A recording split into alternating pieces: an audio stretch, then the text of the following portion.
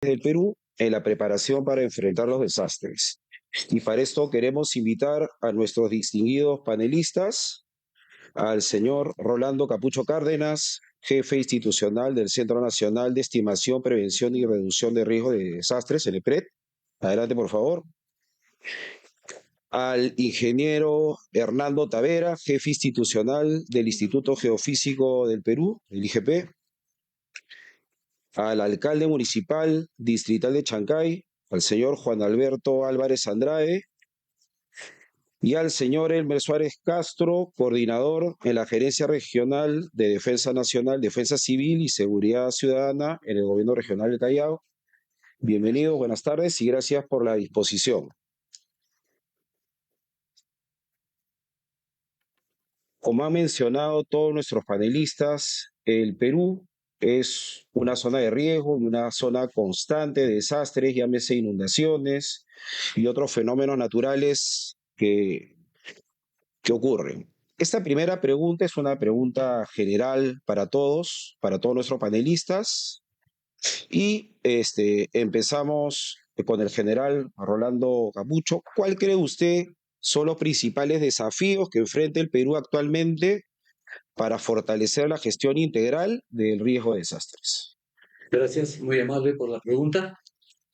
Para responder esto, quisiera primero puntualizar algo que es bastante importante en las definiciones. Hemos escuchado en algunas exposiciones el tema muy puntualmente y es la diferencia entre lo que es preparación y lo que es prevención. Muchos confunden este término. He visto algunas autoridades que dicen, "No, estamos tomando la prevención oportunamente. Tenemos la bolsa de primeros auxilios, nos estamos preparando para enfrentar el sismo". Eso no es prevención. Eso es preparación para responder cuando el evento se presente. La prevención son todas las acciones, actividades que hacemos antes de que llegue el impacto de un fenómeno natural. Y también manejamos este concepto de desastre natural, que no es muy correcto desde el punto de vista en la gestión de riesgos de desastres acá en el Perú, porque el desastre no es natural. El desastre es un fenómeno natural de un planeta que tiene vida, ¿no? Que se presenta por temporalidad, las lluvias, vientos, el friaje, etcétera, ¿no? Lo que sí nos sorprende a veces, y seguramente nos va a dar con más puntualidad nuestro amigo Hernando Rivera, que es el jefe del IGP, en la que sí podemos tomar la prevención de los otros eventos con esas actividades. Una vez definido esto y puntualizando las exposiciones, hay que mantener la preparación para responder porque ya estamos expuestos. Definitivamente estamos en el cinturón de fuego del Pacífico, donde está más del 80% de sismos. Pero sin dejar de lado eso, hay que adoptar las medidas de prevención para reducir el impacto. Para, por ejemplo, cuando se va a aperturar una quebrada, fortalecer los puentes, las fajas marginales, declarar zonas intangibles, zonas inhabitables, para que cuando venga por la temporada de lluvias, no afecte a la población. La combinación de un fenómeno natural con la exposición a la que se ponen los seres humanos y cuando se desencadena el fenómeno, eso es un desastre y no es natural. Es la combinación del fenómeno con lo que nos exponemos nosotros. Entonces, este es un punto muy importante que hay que considerar antes de hacer las diferentes acciones en la gestión de riesgo de desastres. Gracias. Muchas gracias, general. Ingeniero, para usted también la pregunta, ¿no? ¿Cuáles cree usted que son los principales desafíos que enfrenta el Perú actualmente para fortalecer esta gestión integral? Bueno, muy buenas tardes ya con todos. Bueno, ya creo que se ha dicho mucho de lo que ocurre en el tema de los fenómenos naturales. Simplemente he escuchado las charlas, voy a tratar de he escuchado todas las charlas y evidentemente hay un mal manejo de la terminología. Se habla de terremotos, se habla de sismos, se habla de profundidad, se habla de magnitud, ¿no? Y al final realmente si no entendemos bien la terminología, no entendemos bien los conceptos, siempre vamos a caer incurrir en un error bastante grave. Lo que sí te tiene que quedar bien claro es que nadie puede hacer gestión de riesgos de desastres ni prevención sin tener el conocimiento científico. Y uno de los grandes problemas que se tiene es que muchas instituciones del Estado, las empresas privadas, etcétera, no buscan el aporte o el soporte, el asesoramiento de las secciones técnico-científicas. ¿No? Se escuchaba en las charlas, pues realmente conozco mucho los proyectos que están sacando adelante y realmente desde mi punto de vista, desde mi institución, realmente no se están usando los mecanismos acertados para reducir el riesgo o hacer que realmente la sociedad responda de una manera adecuada. ¿No? Creo que ya se ha dicho el tema de los desastres, no son naturales, los peligros no son naturales, todo es un tema de exposición y mientras trabajemos en reducirse el nivel de exposición, siempre los escenarios van a ser lo mismo. Todos estos fenómenos son cíclicos. Lo que hay que entender aquí es de que la Tierra, como ya recalco, es un ente en vida. Si nos ponemos a pensar un poquito más, al final los sismos, las erupciones volcánicas, todos sus efectos asociados son necesarios para la vida del hombre. No son los que generan el desastre. No, y eso es lo que no se puede entender. Ahí hemos estado tomando un café hace un momento, agua gaseosa. Siempre he mencionado, cada vez que demos un sorbo, terminamos de decir sorbo y tenemos que decir gracias, sí, por ti tomo un café, por ti tomo un vaso de agua. Porque la cordillera solamente ha crecido porque las placas chocan y porque generan sismos. Si no hubieran placas que chocaran, no habría cordillera. Y en la cordillera tenemos los minerales, la cordillera nos ayuda con las lluvias, glaciares, nos permite tener las lluvias, nos permite tener las lagunas, los ríos, ¿no? Y a la vez también todos los bosques, todos los productos, ¿no? Entonces, al final, realmente el mal entendimiento de los procesos que desarrolla la Tierra es lo que nos lleva un poco a generar documentos de gestión, proyectos, sin ese aporte técnico-científico que se debe recoger de las instituciones de investigación, básicamente. Entonces, yo creo que uno de los grandes problemas que se tienen en el país es de que cualquier proyecto, sea por cualquier gobierno regional, cualquier gobierno local, ¿no? O una empresa privada, pues simplemente no buscan contar con el aporte técnico-científico, ¿no? Eso yo creo que es uno de los problemas que está haciendo de que cada vez que ocurren los fenómenos naturales, no tengamos realmente escenarios bastante críticos para la población. Muchas gracias, ingeniero. Señor alcalde, y desde el punto de vista del gobierno local, ¿cuál cree usted que son los desafíos que enfrentan los gobiernos locales? Gracias, en primer lugar. Y por primera vez estoy escuchando algo tan importante porque cuando nos invitan, sobre todo es participar respecto y relacionado al tema económico, lo que va a generar el puerto de Chancay. Hoy día estamos tocando un punto muy importante que muy pocas veces le toca. Pero en Chancay está pasando una serie de dificultades que lamentablemente no hemos cohesionado a las instituciones públicas nacionales, sobre todo. Por ejemplo, Chancay tiene un río que todo en los meses de diciembre o enero viene el caudal. Y todos los años después que pasa, comienzan recién a enrocar las riberas y no se hace en este momento que debe hacerse. Lo mismo pasó con la caída del puente, el cual se hizo una noticia nacional. Aún cuando ya estábamos advertidos que en el año 2019 tenía que cambiarse ese puente, no se cambió. Hubo un accidente, murieron 3 personas, después a causa de la caída murieron más personas porque hasta ahora no se repararon. Esa es una muestra de cómo algo tan pequeño comparativamente lo que puede generar un desastre ocurre por la falta de decisiones del gobierno nacional. A su vez, cuando ustedes van desde Ancón hasta Chancay, hay un arenamiento ahí. Ese arenamiento es una zona de más alto riesgo que tiene. Pero sin embargo, la población se instala ahí. ¿Qué hace la Superintendencia de Bienes Nacionales? No hace nada. Los gobiernos locales, por cuestiones de facultades y competencia, solo le ponemos conocimiento, porque es una competencia jerárquicamente de otra institución suprema. Entonces, nosotros como gobierno local estamos constantemente monitoreando, gracias a las instituciones que ya estamos aquí, nos dan siempre referencias. El ingeniero Tavera frecuentemente está participando en todo el Perú para advertir lo que se pueda venir más adelante, pero no recibimos realmente el apoyo nacional que debemos tener. El gobierno local de Chancay está trabajando profundamente a través de las capacitaciones que realizamos en forma eventual cuando lo dispone el gobierno y por nuestra cuenta, pero lo que nosotros estamos advirtiendo es que no hay esa cohesión que debería existir entre el gobierno nacional de todas las instituciones, autoridad local del agua, la superintendencia de bienes nacionales y otras instituciones que no están aquí presentes, pero que deben de participar. Y es lo que nosotros avisoramos y ojalá que como en Chancay se ha creado una comisión especial donde participan solo los ministros, le hemos dicho, señor ministro, por favor, incorpore al distrito de Chancay para darle información de primera mano. Porque los ministros normalmente cuando se hacen esas clases de eventos, contratan personales para ir allá y después se retiran, pasan la información que ellos creen conveniente, pero no nos hacen participar como gobierno local. Como gobierno local no tenemos información y tenemos un histórico, tenemos el comportamiento y manifestación cultural de la población para poder advertir. Pero es nuestra preocupación que el gobierno nacional no sintoniza, porque además el gobierno regional, el gobierno provincial, cada uno por su lado, aislados estamos, y lo que tenemos que hacer es cohesionar para sacar adelante estas grandes inversiones y prever el tema de desastre. Gracias, señor alcalde. Y también a la respuesta de nuestro coordinador de gestión de riesgo del gobierno regional, ¿no? Ya a nivel de GORE, ¿no? ¿Cuáles son los desafíos que ve el gobierno regional, ¿no? En la gestión de riesgo? Buenas tardes con todos, damas y caballeros. Un saludo especial fraterno del gobierno regional del Callao.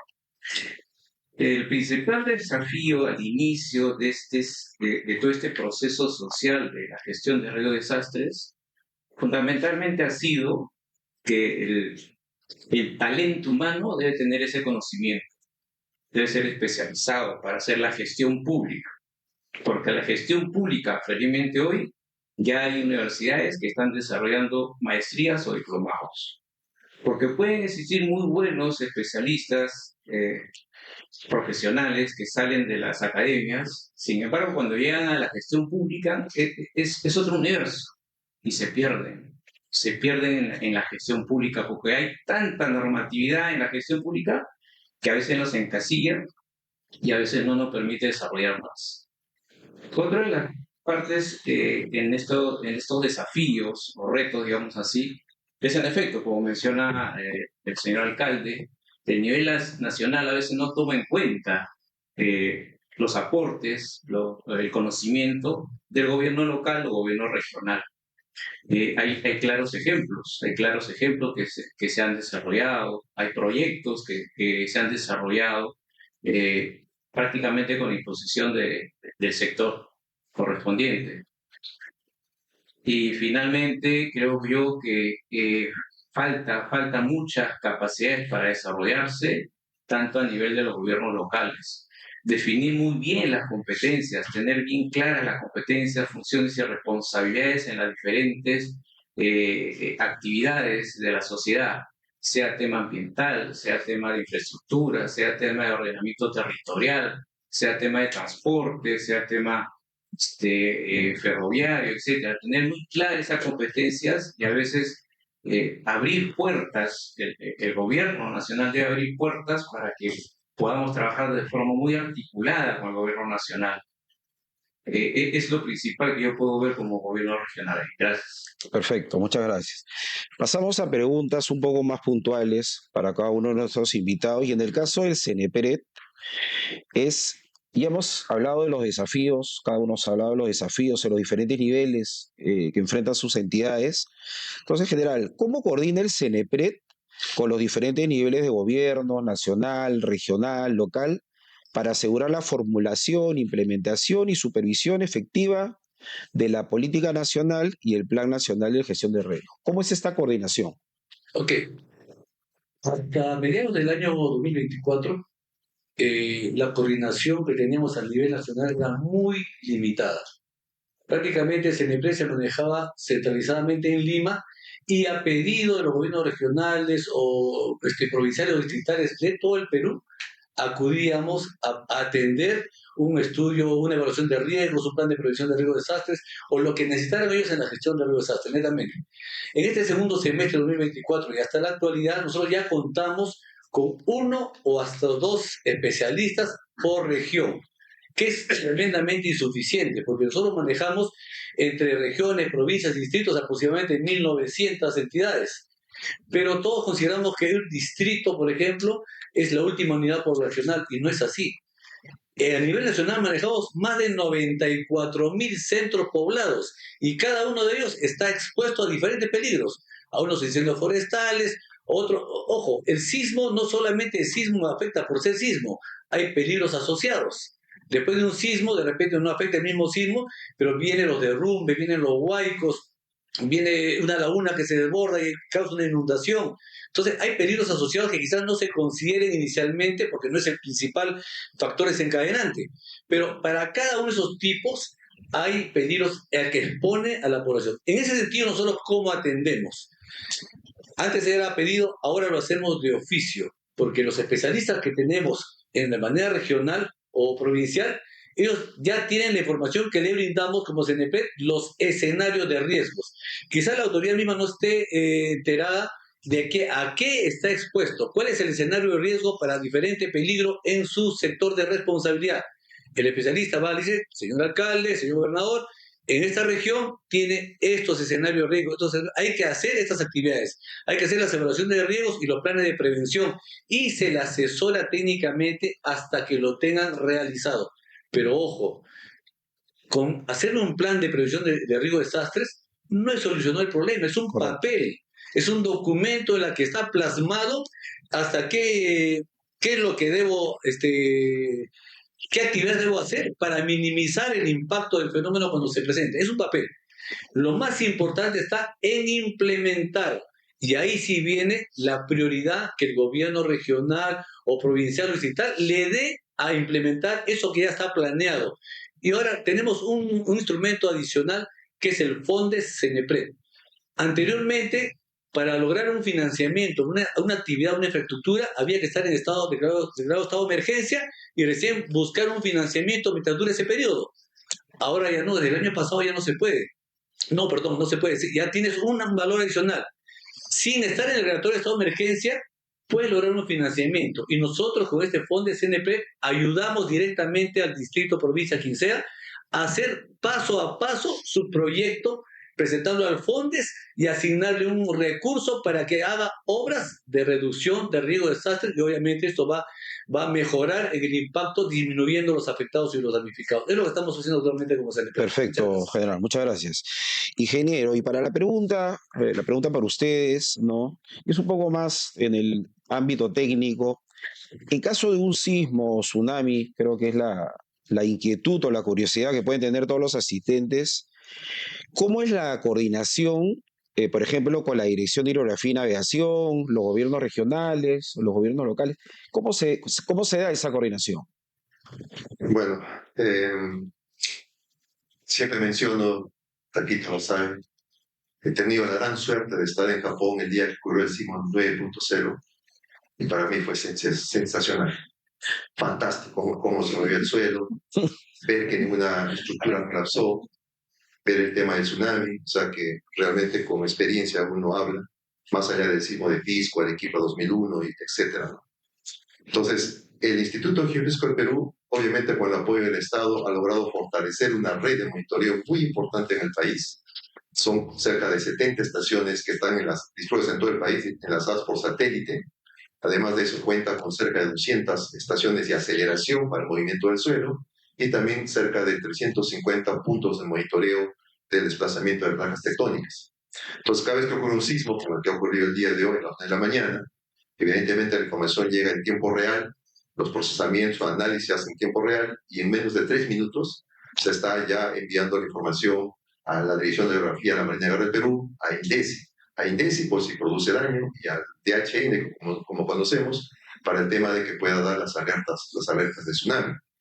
Pero también todo este trabajo que se hace del monitoreo, no solamente es un trabajo de monitoreo, sino también la información que se recolecta de esta red sismológica, nos ha permitido, y estas 3 redes que he mencionado, red geodésica, red acelerométrica, red sísmica, nos ha permitido a nosotros, por ejemplo, estimar ya o definir dónde están las zonas con mayor potencial para generar un evento sísmico en el futuro, ¿no? Y eso se conoce hoy en día en el mundo de la ciencia como zonas de acoplamiento sísmico.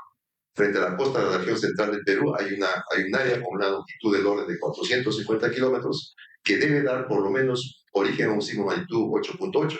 Por eso este 30 de mayo hay un simulacro para un sismo de 8.8. Ese es el aporte que hace el IGP.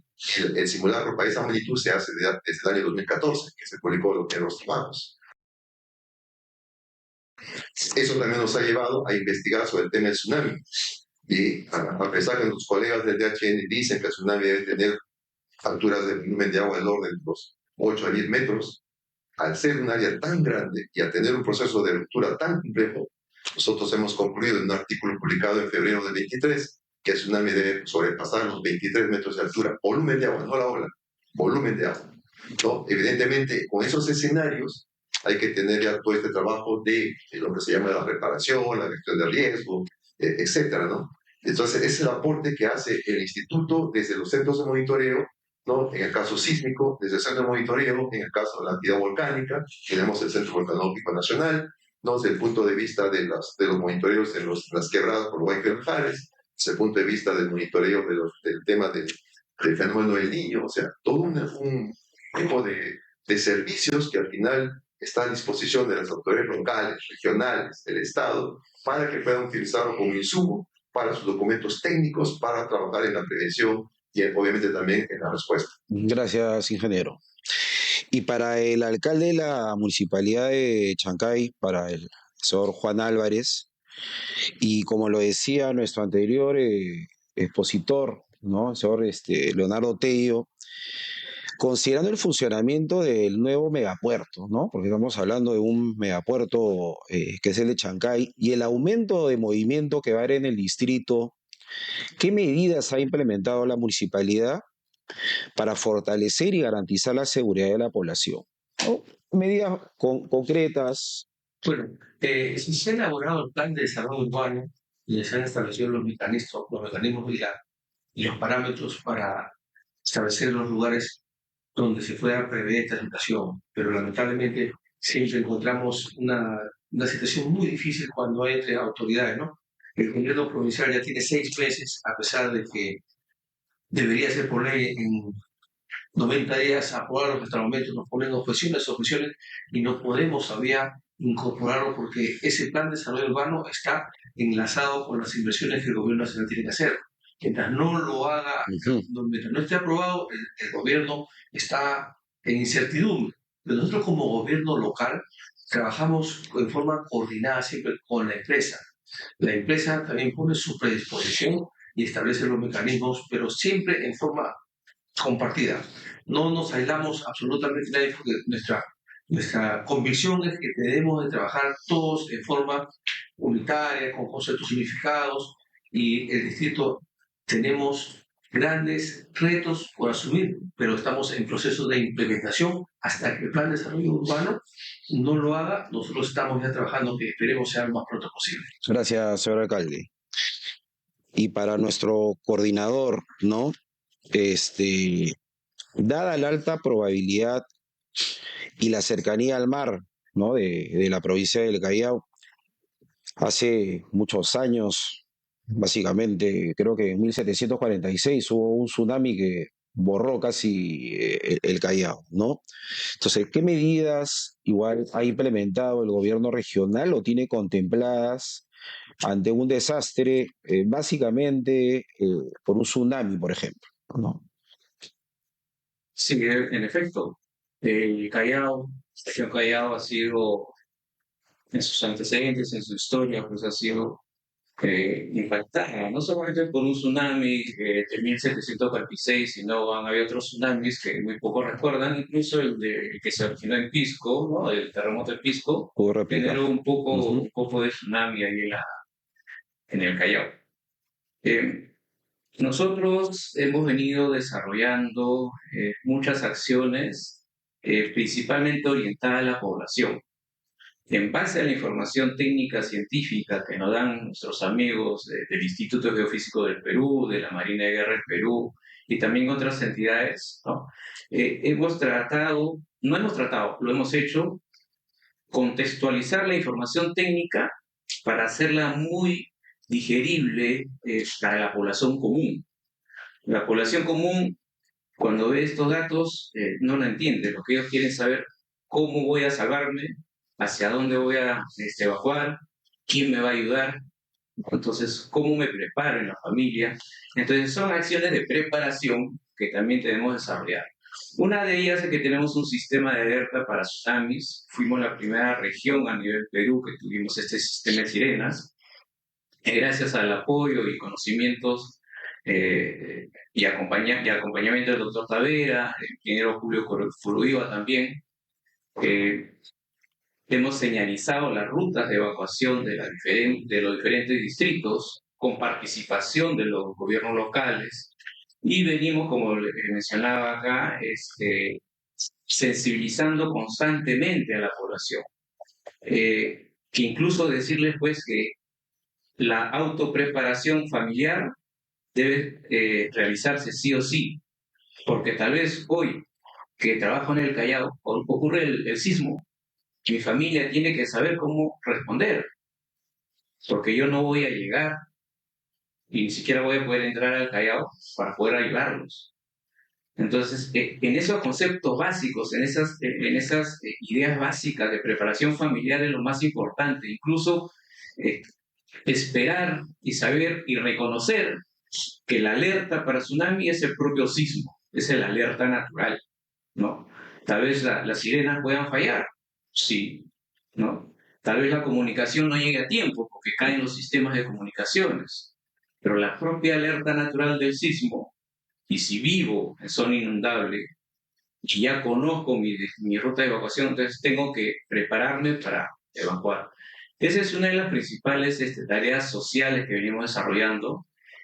Tenemos participación de los gobiernos locales, pero con muchas limitaciones.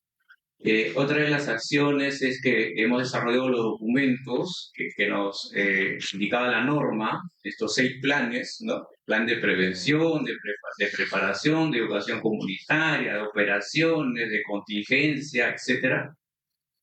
Y hoy estamos esperando de alguna forma los lineamientos para desarrollar otros planes porque había un cambio en la normatividad.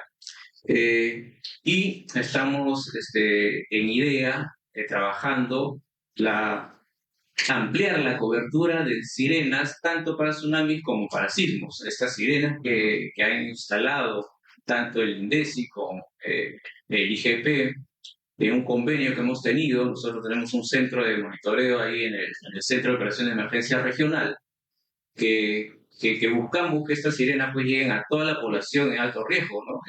Si bien es cierto, hay una iniciativa importante del INDECI para instalar sirenas, pero faltan más sirenas y buscamos ampliar esa cobertura para sismos y tsunamis principalmente. Muchas gracias. De la respuesta de nuestros invitados, me he permitido sacar a manera de conclusión algunos puntos de interés, ¿no? La gestión de riesgos, de desastres, es una responsabilidad compartida, creo que queda claro, que requiere la coordinación efectiva entre todos los niveles de gobierno, el sector privado y la academia, ¿no? Cada uno de esos actores aporta conocimientos, recursos y capacidades que permiten una respuesta más eficaz. Podemos decir, como han mencionado nuestros panelistas, que los gobiernos establecen políticas públicas y marcos normativos. El sector privado contribuye con innovación, inversión y logística, y la academia genera investigación científica, que como dijo el ingeniero Tavera, fundamenta la toma de decisiones informadas. La coordinación es imprescindible para enfrentar de manera integral los desafíos que plantea el riesgo de desastres en un mundo cada vez más vulnerable, como lo hemos visto con nuestros expositores. Para finalizar, agradecer a nuestros invitados por su presencia a disposición. Y cortejo con las palabras.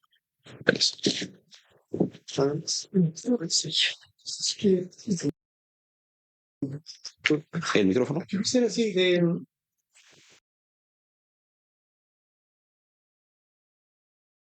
aprovechando que están acá, y me va a permitir un poco avanzar y también pedirle a cada uno un mensaje final. Creo que es importante en el fondo ese cierre de todo lo que han escuchado, todo lo que han visto y proyectar esto hacia adelante. Nuestro compromiso, su apoyo, su participación y su colaboración. Y le voy a tener un último mensaje en el fondo a cada uno para ir cerrando la presentación. Muchísimas gracias. Justamente estábamos conversando con Hernando que nos estábamos quedando picones con una expresión que hacer respecto a un cierre final.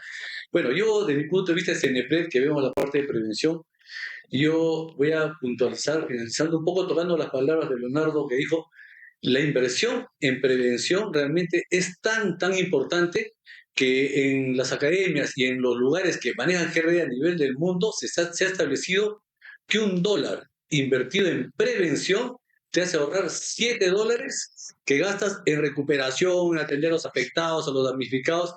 Y lo peor de todo, que ese gasto lo haces periódicamente todos los años. Imagínense dónde orientamos nuestros recursos tan limitados que tenemos acá en el Perú, cuando podríamos orientarlos hacia el desarrollo. En tal sentido, invertir en prevención es una prioridad que no podemos dejar pasar por alto. Gracias. Muchas gracias, doctor. Profesor. Gracias. Me hubiera gustado ser parte de los expositores, porque me hubiera gustado hablarles por qué va a ocurrir un sismo de magnitud 8.8, por qué va a haber un tsunami. Me gustaría haber hablado cómo hacemos para el monitoreo y las alertas del fenómeno del Niño, cómo hacemos para proporcionar información, para tomar decisiones a los actores locales, regionales, ¿no? Así que espero quizás para otra oportunidad. Y también contarles que como institución de investigación y de desarrollo tecnológico hemos construido radares para apertura sintética para monitoreo de deslizamientos, hemos construido radares meteorológicos, que este año es el único radar que estuvo en Piura monitoreando el fenómeno del Niño para dar información a tsunami. Hemos construido sistemas de alerta temprana para Huayco, manjares, inundaciones, totalmente desarrollo peruano, ¿no? Me hubiera gustado contarles todo eso para que realmente comprendamos que también las instituciones de investigación a la cual represento trabajamos muy de la mano y podemos también aportar directamente a las instituciones de gobiernos locales, regionales, etc. Y quiero dejar simplemente indicando de que la educación realmente nos va a ayudar a cambiar una nueva visión de cultura y prevención. Y voy a compartir con ustedes un pensamiento que escribí hace unos días, lo difundo siempre, pero decía, he soñado haber leído el periódico y que decía, sismo de magnitud 8.8 ocurre en Perú. No hay estructuras colapsadas, no hay edificios colapsados, no hay viviendas colapsadas, no, hospitales no han tenido daños, el tsunami no encontró nada a su camino, ninguna persona ha sido afectada físicamente. Pero solo es un sueño. Gracias, profesor. Alcalde. Agradecerles a los profesores y a todos los expositores por iluminarnos cada vez más en conceptos de esta naturaleza y que se difunda cada vez más a través de todos los espacios que se puedan tener. Desde el gobierno distrital de Chancay nosotros estamos contribuyendo siempre, no solamente para participar en la vida económica de Perú, sino que también pensamos y estamos deseosos de que estos trabajos que se hacen esforzados por el tema de riesgo sea siempre difundido y trabajemos en forma cohesionada. De nada no vale estar a veces con celos de porque yo quiero estar en la foto o porque yo no salí, porque normalmente suele suceder en el ámbito público. Pero creo que debemos trabajar todos de forma cohesionada y vamos a conseguir y que el sueño que ha establecido el doctor Tavera no sea una realidad, así que ocurre. Gracias, alcalde. 8.8. Yo soy el Señor. Bien, el Estado, el gobierno, busca organizarse de la mejor forma para enfrentar estos eventos adversos. Primero nació el Sistema Nacional de Defensa Civil como un sistema prácticamente reactivo. Hoy tenemos el Sistema Nacional de Gestión de Riesgos y Desastres, identificando tres grandes componentes, ¿no? Lo que es lo prospectivo, lo correctivo y lo reactivo. En la administración pública, como mencioné en su momento, es bien compleja, bien compleja. Es importante que la comunidad privada, la sociedad privada, las empresas privadas y la población en general participen y tomemos conciencia de que es importante siempre estar preparados. Es cierto, pasado mañana tenemos un simulacro, ¿correcto? Todos hemos hecho simulacros en el centro de trabajo, en el centro de estudios. Y en casa, ¿quiénes han hecho simulacro? Alguien puede levantar la mano aquí que en mi casa y hay 2, 3, 4 personas. ¿Se dan cuenta? Acá todos han hecho la tarea. Acá todos han hecho la tarea. Todos los fines de semana. Todos los fines de semana. Y eso sucede, ¿no? Todos los fines de semana. A veces en casa no tenemos nuestra mochila de emergencia, nuestro combo de la supervivencia, no tenemos el plan familiar. Eso es lo que nosotros buscamos en la población, que esa conciencia exista. Y aunque no crean, hemos encontrado población que es resistente a ello. Hay ejemplos, creo, ¿no? Que han sido reubicados de una zona muy expuesta, pasó la emergencia todo, y han regresado otra vez a ocuparla. Entonces, el sistema a veces falla, hay limitaciones en el Estado, lógicamente, pero está en nosotros estar mejor preparados, con mayor conocimiento y que la familia siempre esté organizada. Gracias. Muchas gracias nuevamente a los cuatro. Un aplauso, por favor, para las autoridades. Vamos a sacar una fotografía y también les tenemos el regalito del Pachacamac para que también se lo lleven. Si ustedes lo conocen, seguramente también tienen uno en su casa, pero este es queremos transformarlo en símbolo del seminario. No es un premio ni mucho menos, pero es una figurita que refleja mucho el valor de la cultura. Por aquí, una foto.